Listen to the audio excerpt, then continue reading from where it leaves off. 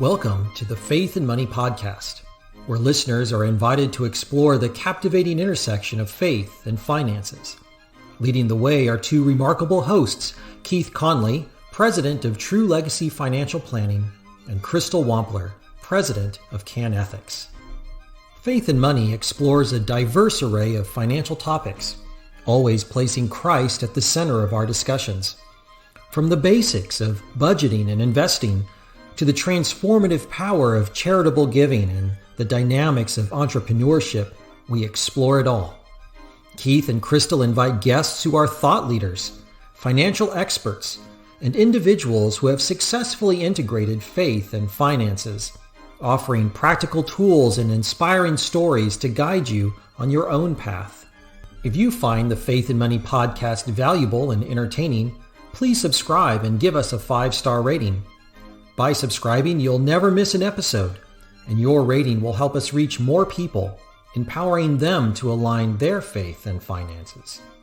Now, without any further delay, here's Keith and Crystal.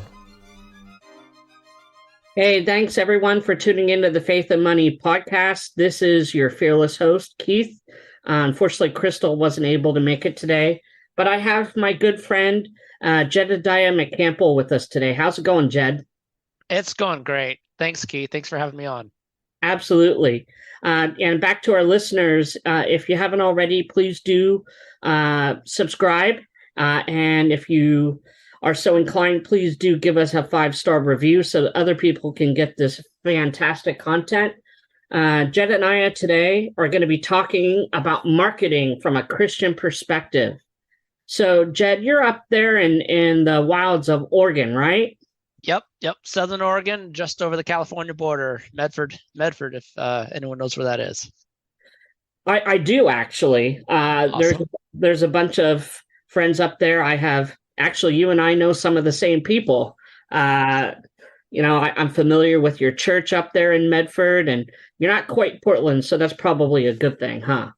I think so. No offense to I all like my it down friends, here, but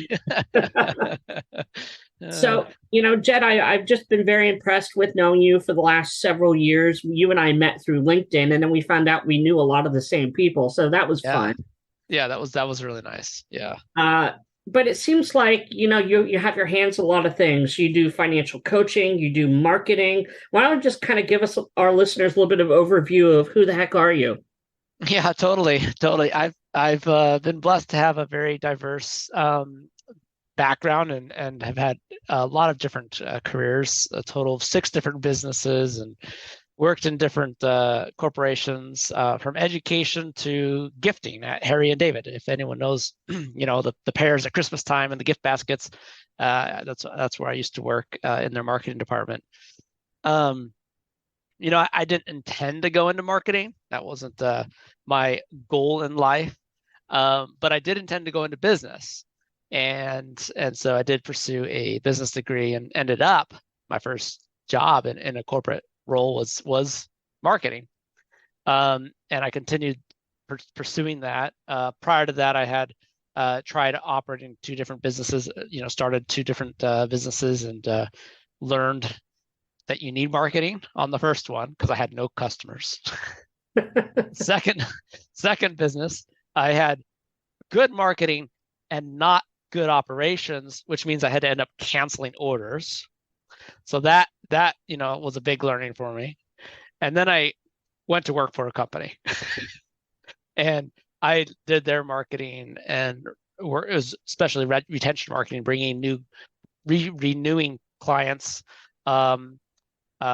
with direct mail, email, telephone, etc.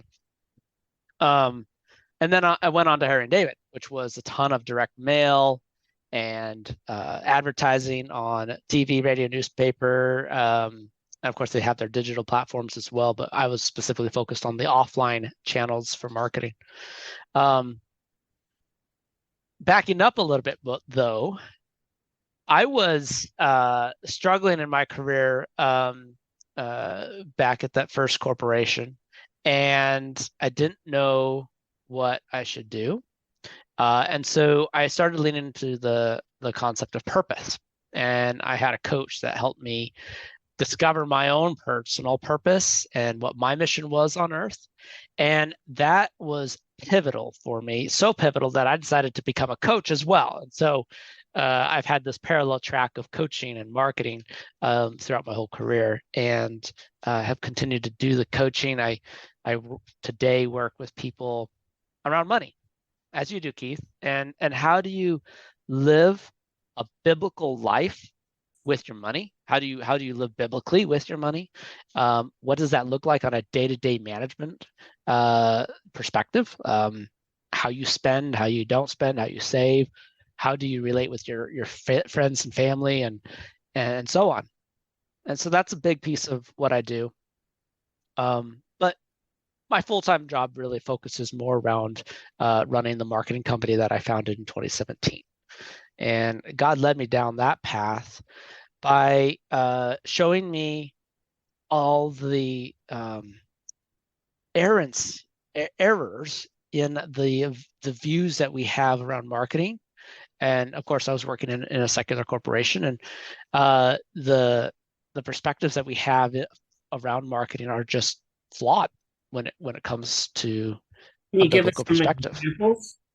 Yeah, there's a lot of focus on how much money can we get out of somebody, and we don't care what tactic is used. We can lie, we can cheat, we can make things appear as if they, as they are something that they aren't, and work around these. Most companies don't want to be obviously false, but they operate in this gray area of falsehood, and not really come forward and be authentic and real and clear with the customer. And Right.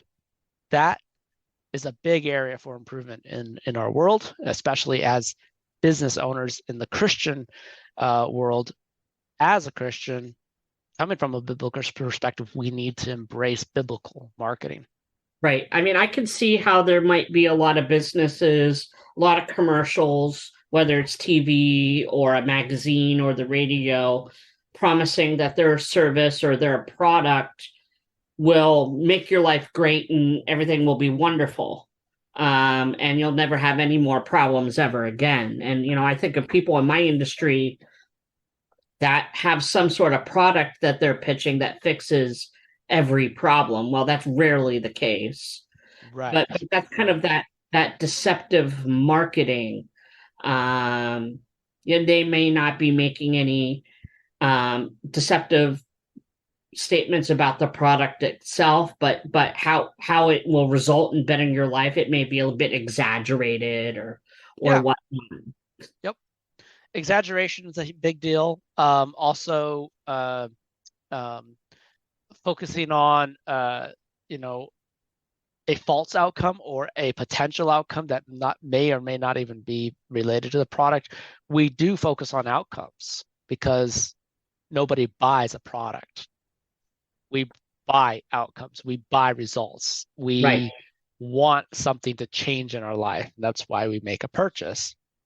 But we need to make sure that that outcome that we're offering or selling actually aligns with the customer's need and with what we provide and in our product or service, whatever that is that we're selling.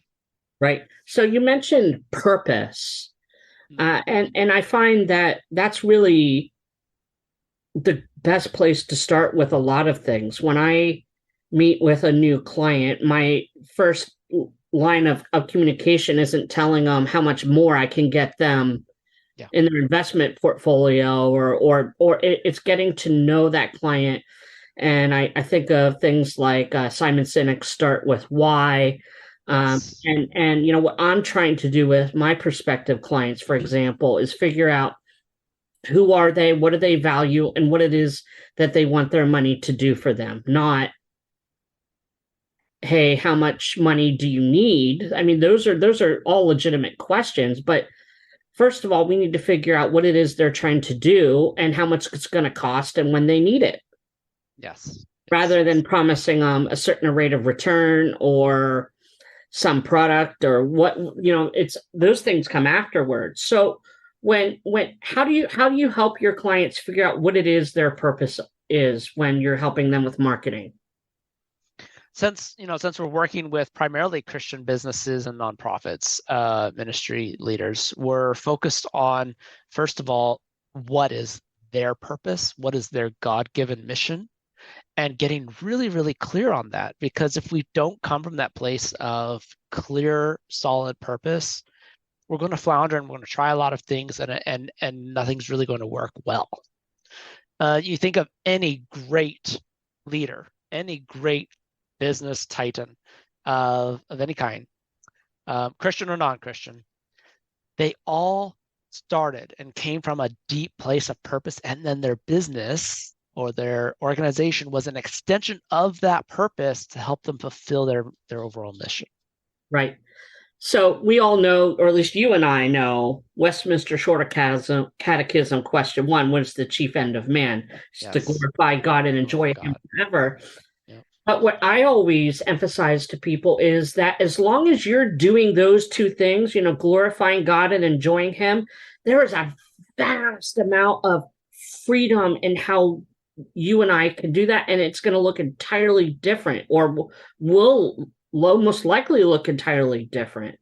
Yes. And I find that sometimes we need to be coached to figure out what is our unique purpose. And it comes from our experiences and what really drives us in our passions. One of the reasons I got involved in financial planning, for example, was I grew up the son of a business owner who was constantly having to make financial decisions for his business. And the other reason is that when I was working in pastoral ministry in Oregon, nonetheless, I was confronted with a family in the church who were having financial troubles, and I didn't know how to help them. Yeah. And so those experiences molded into me a purpose as to why I'm in the financial services industry. And so, when I'm talking to people about their purpose, I want to know, who are you? What have you done? What is it that you care about, and helping them flesh out for themselves. I don't think you can determine someone's purpose. We have to figure that out on our own. It's very much a personal journey with God. Absolutely is. Purpose, a lot of times Christians, I think we as Christians often can say, oh, well, my purpose is to glorify God and enjoy him forever. I mean, and we want to just say it that rather than really think about what that means for us. Because we were given unique experiences. We were given unique upbringings. We have some skills and abilities that are particularly suited to serve someone well. Right. And we need to embrace that and discover that. Right. I like to describe purpose as the intersection of 3 things, and that is your reason for being, which does include glorifying God, but we got to go beyond that, right? Right. That's obviously the king element there, but there's more to that. So your reason for being, how you serve others, and how you impact the world. Answering those 3 questions, your reason for being, how you serve others, and how you impact the world.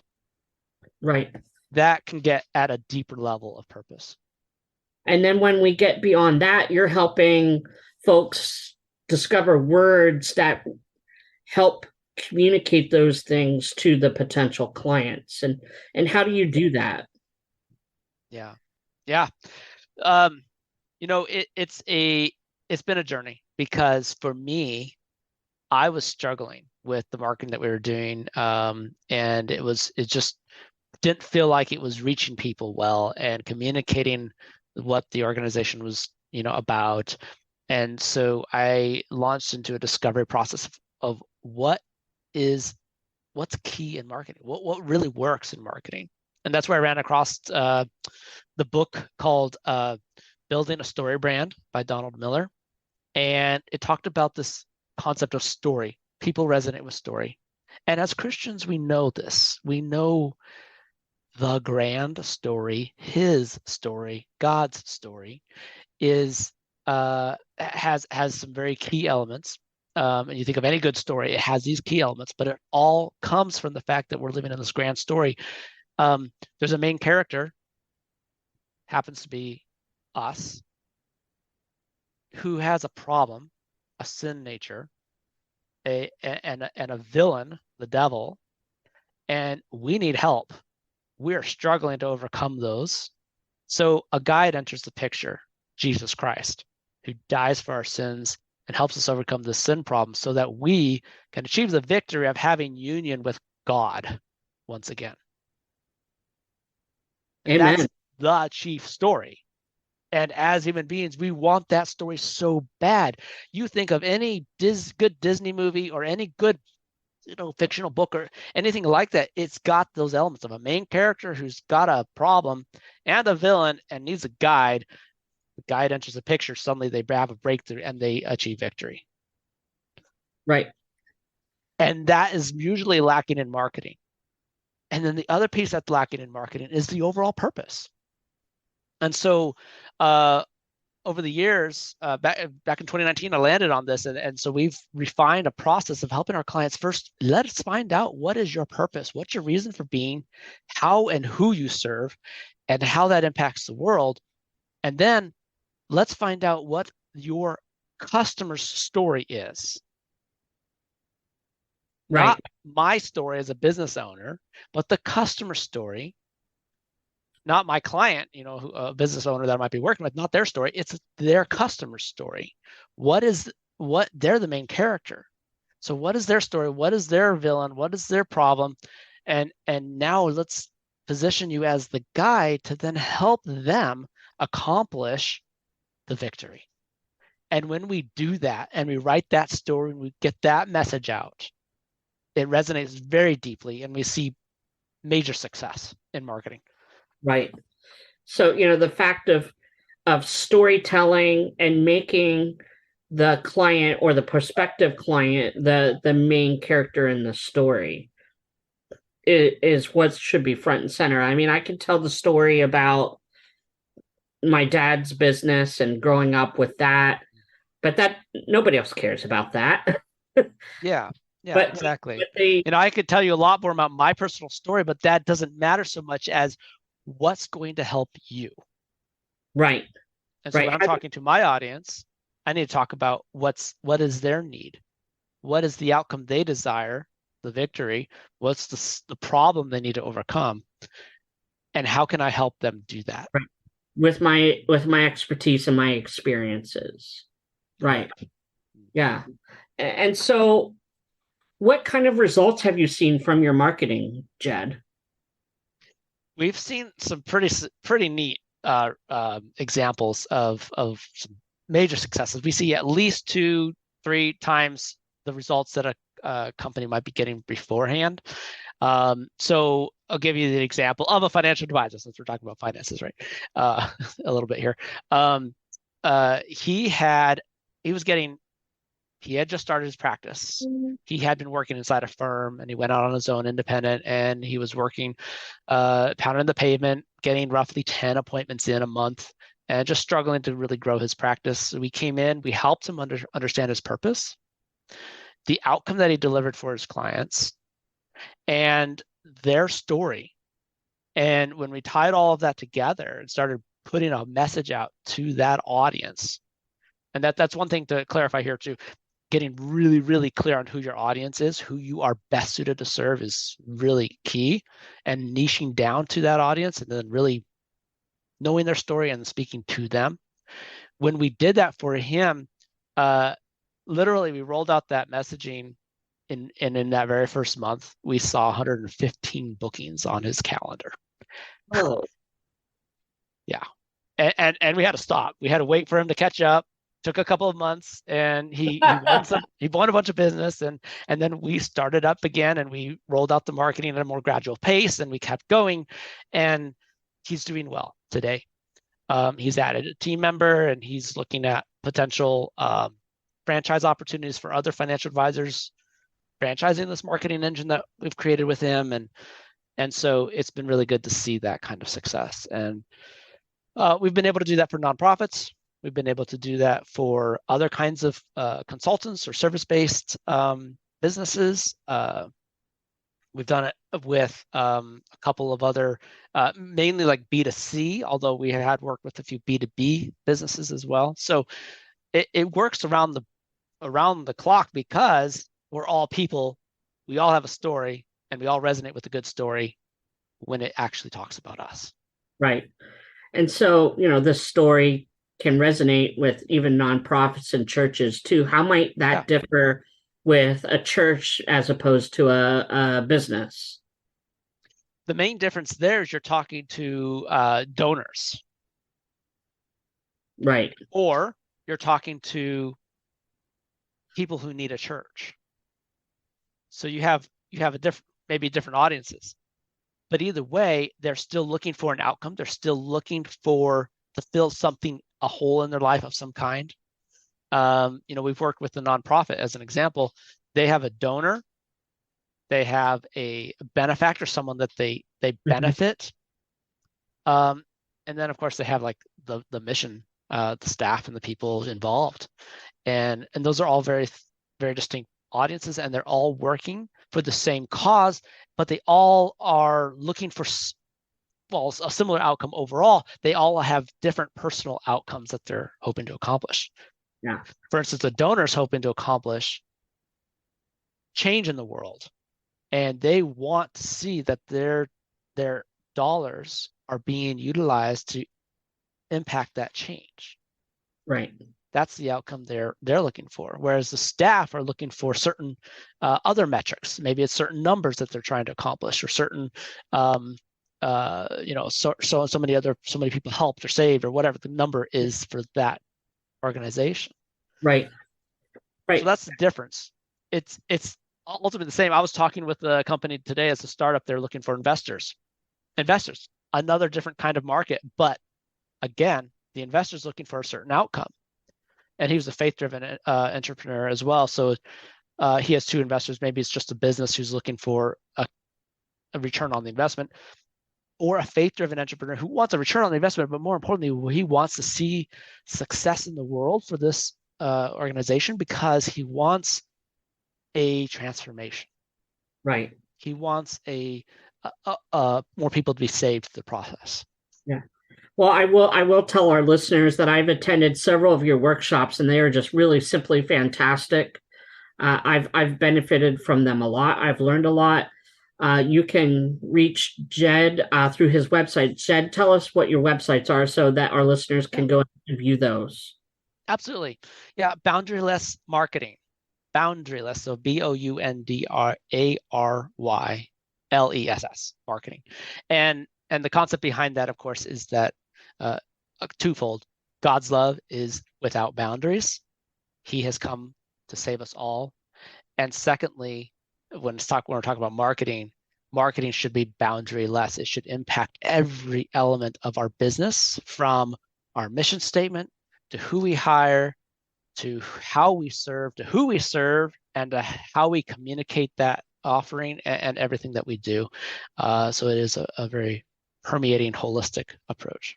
Yeah. And I think you can find that on your website. Yes. Yeah. So you'll see a good example of what, Jed could do for your business or your nonprofit. If you just look at his website, and you'll be able to see that story brand outline there. And that might give you some hope about how you could help grow your business or your purpose with your nonprofit. Jed, we really thank you for coming on today. I like you a lot. I think you're a fun guy to talk to about this stuff. And I think it's super fun that you're up there in Oregon, and we have so many of the similar connections. Yes, it is. Tell my OPC folks in Oregon I said hello. Okay. I probably know quite a few of them. Yeah. I know things have changed since I've been up there, but thanks again for so much for attending. And if you're listening, please don't forget to contact True Legacy for any of your faith-based financial planning needs. Happy to review your life insurance or discuss long-term care insurance. Happy to review investment portfolios, and happy to do that as a Christian and as a fiduciary, and working in your best interest. Until next time, God bless. Thank you so much for joining us for this episode of the Faith and Money Podcast. But remember, our conversations don't end here. We invite you to continue exploring these fascinating subjects by subscribing to our podcast. By subscribing, you'll never miss an episode, ensuring that you stay connected to our community of like-minded individuals seeking wisdom and guidance in their financial and spiritual lives. And while you're at it, don't forget to rate and review the Faith and Money Podcast. Your feedback not only helps us improve, but it also allows others to discover and benefit from these enriching discussions. Your words have the power to inspire and empower others to embark on their own journeys toward financial well-being and spiritual fulfillment. Lastly, we want to extend a heartfelt invitation to join us for future episodes. We have exciting guests lined up who will share their unique perspectives and experiences. Together, we'll continue to dive deeper, challenge conventions, and uncover hidden truths that can transform our lives for the better.